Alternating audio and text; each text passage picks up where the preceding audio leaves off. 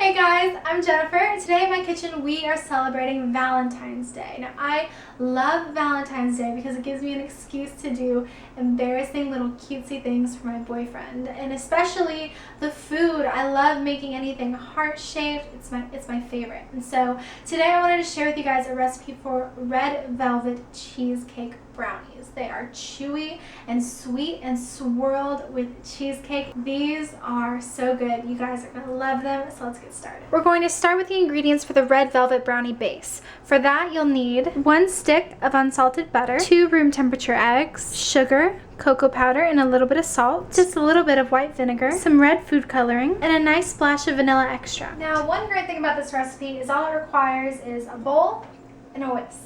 The first thing I'm going to do is put my unsalted butter in a nice sized microwavable bowl. Now I'm going to put this in the microwave and we're going to microwave it until it's melted, and that's going to take about 30 seconds. Now we're going to add in our sugar, cocoa powder, and salt, along with our vanilla extract, food coloring, and a splash of white vinegar. We're just going to whisk this all together. Now, a couple notes about this brownie batter. The first one is that you don't need to sift the cocoa powder, which is great. One less step, one less hassle. Normally in every other recipe I advocate for sifting cocoa powder, but for this one it's really not necessary. The next thing I'm going to talk about is the red food coloring. You just want to make sure that you don't add more than a tablespoon, otherwise the brownies can start to taste a little medicinal. Last thing you want. The last thing I want to talk about is the white vinegar. Now I know it sounds strange to put vinegar in brownies. Believe me, I do. But a little splash of white vinegar is really signature for red velvet cakes. They are a combination of a little bit of cocoa powder, some buttermilk, and always a bit of tang from that white vinegar. So don't worry about it. It's not going to be really tangy or weird or gross. I promise. It's just going to be a little hint. It's going to be just fine. The next thing we're going to do is start adding in our eggs, one at a time, and just whisking them in until they're totally incorporated. And the other egg. The last thing we're going to add in is our all-purpose flour. We want to incorporate the flour until it's just combined. We don't want to overmix this. So I'm going to start with my whisk, and I'm going to end by folding the flour into the batter. So once you see that most of the flour is gone, I'm going to switch to my spatula and just fold the rest of the batter in gently.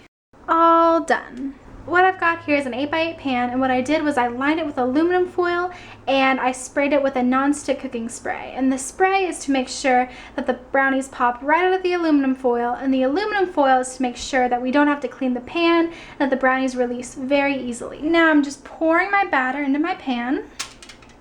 Make sure the top is nice and smooth. And we've also reserved about 1/4 cup of the batter, and we're going to drizzle that on top of the cheesecake layer that we're about to make.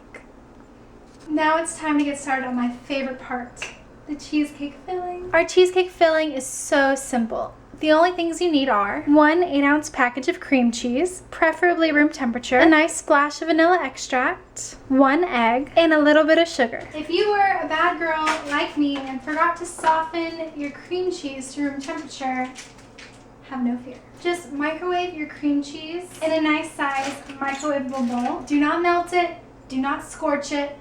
Just put it in there for maybe 25 seconds and keep an eye on it. And when you take it out, you should be able to stick a finger in it and have it make an indentation, but it shouldn't ooze all over the bowl. Now our cream cheese is ready to go, and like I said, if you can make a nice clean finger indentation in the cream cheese, you're good to go. Now I'm going to add in my sugar along with my egg and a splash of vanilla. All we're going to do is just beat this all together, either with a hand mixer or a whisk.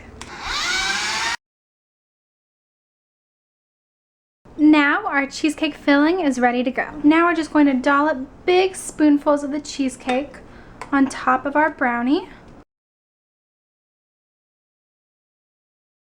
Now we're just going to add that last 1/4 cup of batter on top.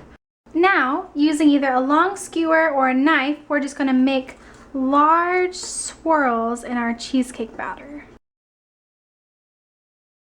I've got my oven preheated to 350 degrees.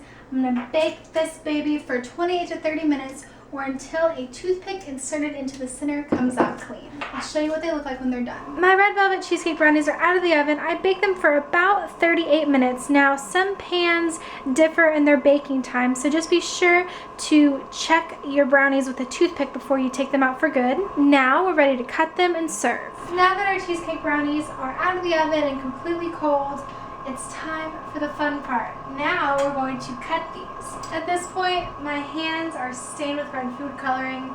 The kitchen is covered in red food coloring. I don't know how a tablespoon did so much damage, but I have red velvet cheesecake brownies. Now I'm going to deliver all of these probably to the leasing office or to my parents, so I just saved myself a little scrap so I can try to make sure it tastes good. These are so good. They're dense, chewy, sweet, but not too sweet. Got a little bit of tang from that cheesecake filling. Normally I would wait for them to be totally chilled for me to eat them because that's how I like cheesecake, but these are really perfect any way you have them, whether chilled or room temperature. However you serve them, everyone is going to love these. Just make sure, please chill them before you cut them.